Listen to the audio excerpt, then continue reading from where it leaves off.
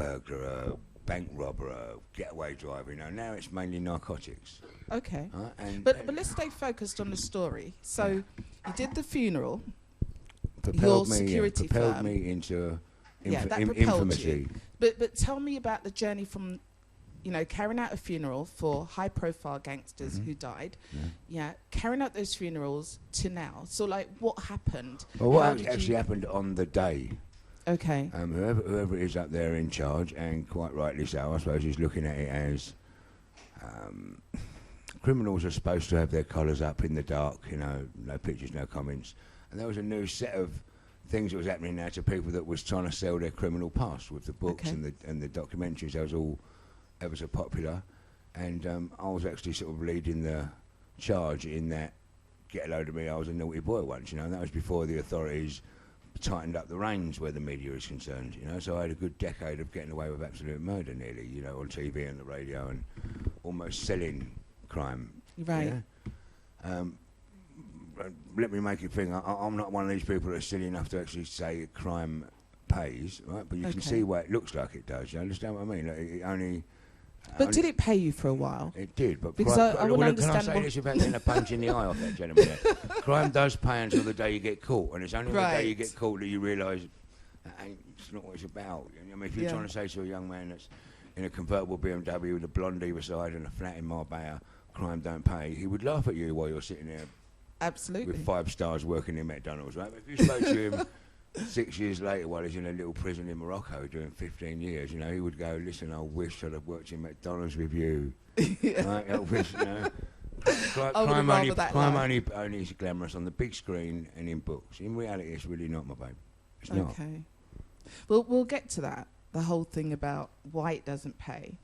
But, I'm really interested in, how you got to that point where people started to think, actually, you're the next successor, you're the big boy, you're the person that we all need to. Yeah. Well, what happened is when they actually realised the hugeness of that funeral. Okay. How many people were there, roughly? I brought about 150, but they estimate it during the whole thing about 750,000 people.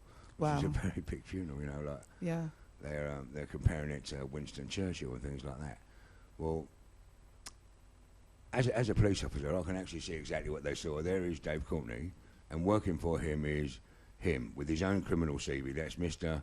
Glasgow, that's Mr. Edinburgh, that's Mr. Liverpool, that's Mr. Newcastle, that's Mr. Brighton, that's Mr. Leeds. That's, so there's a bunch of criminals with their own criminal CV, all working for another known criminal. I'd been in prison. I've done 2 prison sentences, one for just a couple of months and one for a couple of years for causing an affray, violence. I've had a considerable lot of not guilties. And how many guilties have you had? 2. Just 2? 2 where I actually pleaded guilty. Wow. So, and then with the power of the press, I'm actually going to get a load of me, thinking it was going to be a really good advert for my security company.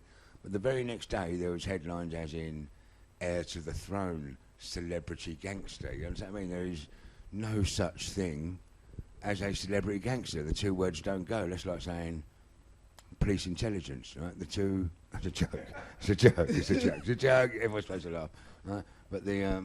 But isn't it all about perception? It's all about perception, but I'm a bigger entertainer than I ever was gangster. Okay, but I've been to your house, okay?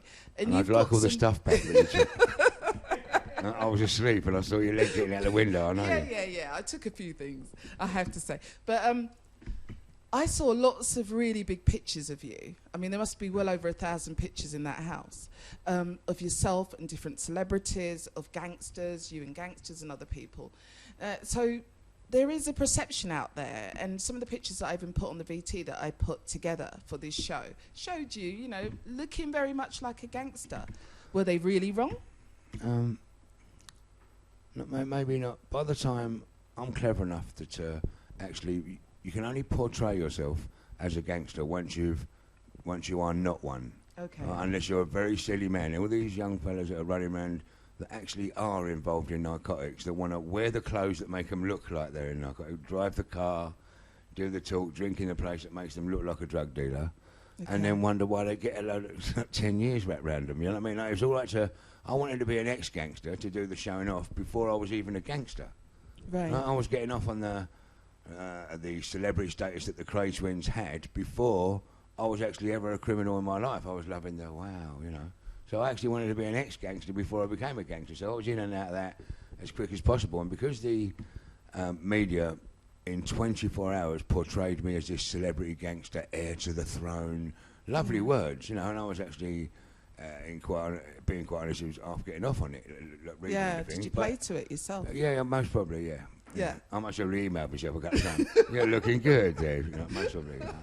But, I can hear that. It, and quite rightly so, made whoever it was in charge of the police at the time go, look, you know, that is the very first sign in this country of organised crime. Okay. Yeah, there's one criminal organising a lot of other criminals, which ain't right. Yeah, you know, it isn't. It isn't right in an event, and they had to shut that man down, which was me, in whatever way at all. You know, whatever way they could, whether it was shut his door company down, stop him being on the telly, you know, and that's what they've done, and they've got the reins and pulled him in, and it's now they're very strict on the higher moral code, where the you know the media is concerned with people that have been in trouble with the police. Okay. I used to go and I used to meet and work with all the kids in the secure units up down the country, the naughty boys, and I do believe that my success rate was among the top, as I was told by the people. But now, with the new laws and all that, I can't actually pass the CIB check to actually go in and help them. Right? And I'm also a patron of Misunderstood, which is a charity for children with ADHD. Yeah. And ADHD is looked at as an illness that actually, for some magical reason, stops on your 16th birthday, right? Because what is looked at as naughty up until 16, after that one day, actually becomes criminal, that behaviour. You go to prison for it. You don't get clumped around here on another tablet and say, sit in the corner until you calm down. You actually get banged up for it. Yeah. And it isn't an actual new illness. It's an illness that's been about a lot, and we've only just discovered it. Yeah. So once you've been in and out of prisons a few times and you've seen what the authorities and what yourself would call a perpetual criminal just going back to prison, and you go to them, why did you nick that car? Why did you do it? And they go, I don't know. That is ADHD. It don't stop at 16. You have adults with ADHD. ADHD. You do it like is that you are the Empress, my baby. Well, my question is, like, ADHD. If it was, you know, it wasn't around when you were young, but looking at the symptoms and the diagnosis, is it the kind of thing that you think you had? Well, of course it is. Yeah. Were you overactive? I was overactive. Yeah, very much so. And you're still hyper. I'm still a little bit hyper. Yeah. I've been put in my place and mellowed by the slickness of that geezer who was on before me. He even looks better than me. But we're smiling for it. We're smiling for it. Okay. No. Anyone that's whether they are or not involved in the lawmaking or the crime thing of this world, you do have to take your hat off to the police force at the moment. I'm afraid, whether people like to it or not, they are a necessity. And there is good and bad in every single thing, and you know, depending on how much one certain newspaper is intent on making the police force look bad, or how much one certain newspaper wants to make so and so. You know, you can't actually be brainwashed and fooled by everything that you write. You know, they are a necessity, and if the people that was doing the equivalent to that man's job were the same calibre as him, I truly believe that there would be a marked improvement in educating the youth, but I'm afraid they're not. Yeah. Right? He's a very old, well-practiced machine, which is why he's most probably got the uniqueness of job that he has. And there's not a lot of him about. And I'm glad there's not a lot of people like him about, because he's a good runner as well, and I'd have got caught if he's just... I want to ask you a bit more of a serious question. How has your life of crime been affected your family and the people that are around you? At the actual time you're committing these crimes, when you think you've got away with it, it's not that you know, I've got away with it, I've spent the prize and all that. You know, it actually comes back to haunt you years later. My life is now not very nice because of the reputation that I have. You know, they can't. If I bring a book out, they are not allowed to. The critic is not allowed to say Dave Courtney's book's actually a very good book because that's glamorising crime. Okay. You know, Virgin, my publisher, have gone, I can bring your book out, but I can't actually put a poster up saying Dave's got a new book out because the poster is glamorising. So I'm now paying very, very dearly for the things I got away with for years and years and years. And I'm afraid I'm unfortunate enough to have my son was murdered 6 months ago in a I think a gang-related thing. He was shot in the face by a gun. He wasn't an innocent young man that had never done anything wrong in his life. I suppose that his dad, being Dave Courtney, must have somehow influenced his choice of money making. Right? But believe me, as a naughty man, the last thing that you want is your kids to go through that. I promise you, that's the last thing I wanted. You know what I mean? But they, when they know that you're not going to condone some of their behaviour, children are so clever at hiding it. Yeah. That's why he would say there is no shame in going upstairs and checking your kid's room while he's having a bath. There is no shame because your love blinds you to what other people can see. Yeah, and maybe I have people blamed you since his death? Yeah, I'm afraid I have. Yeah, I'm afraid I have.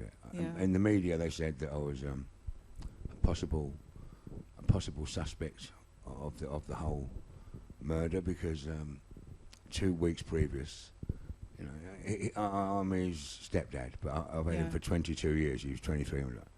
So he's been my baby for 22 years. I'm afraid this is awful. We've actually shared a prison cell together, which isn't anything to show off, but we were close, you know. And we had a bit of an argument one day, and he was a young cage fighter, you know. He'd done with the steroids and the bodybuilding, and a very powerful young man he was. And we went to the top of my road and went into the park to have a little straightener over something, which I came very second. I came very second, and a quick mental thing of you are 53. But because he had actually hit me, Trident, who you have to have a lot of respect for, you know, if you want to go and check on the old statistics, they're pretty sharp too. Yeah. Had to go and say, you know, you are a suspect. You know, he did smack you in the mouth 14 days ago. You have got the telephone numbers in your phone book to do that if you wanted to, and it has happened. Don't tell me I can't investigate you. So. Well, you know, but how they choose to portray that in the newspaper, that I was a possible suspect, I'd like someone to explain what that is. You're a suspect or not. Saying you're a possible suspect, and then add the knock-on effect from that was, did your dad kill your brother, or did your husband kill your kid? And all that was going on in my home, which tore the... So is that your biggest regret, or do you have anything else that you really regret in your life? I'm not allowing myself to take that on board, that could possibly be my fault, because I'd actually want to go and kill myself. Yeah. Well, I can't say that, but you know, I mean, if I cannot allow my head to take that on board, that was my fault, because that was my baby, you know, so I haven't, that's not a regret. Regrets, how do I say this and not sound... Things that you think I would have done differently. There's things I would have done differently, but I'm afraid life is like this. You don't learn nothing unless it hurts you. You have to touch something hot and go, that's hot, I won't touch that again. You need to be hurt to educate yourself. And it's the things that you go, well, I would have changed that. You know, by going to prison for that 1 year, it taught me so much in that prison that it stopped me ever going again. And I'll give you a little metaphor about prison. It's not what the people think that you're going to go into prison and learn all these new crimes and come out a super gangster. You don't. Everyone you meet in prison is no good at it. They all got caught. Well, you're going to learn no fantastic money-making things because they're all in here. They've all been caught. And what you will learn, the truth. You will learn 1,000 ways not to do it, because all they do is walk around all day boring you with, got me with the gloves, got me, you know. So you're going to learn no new, you know. Got me with the camera. The books that you've written, are any of the books about being a better, more competent, you know, criminal? No. Listen, what are they about? They're about the funnier, the more wittier side of my chosen profession, which was funny. And people imagine that every policeman is a sour-faced. Well, they're not. Yeah. And every gangster's actually sitting there talking about eating babies and all. You know, I'm just really portraying the funnier side of it, which bit Only Fools and Horses, and you know the funny. Bit like that. Bit like that. Okay. Well, let's give you a little break, and I know that we've got someone on the phone.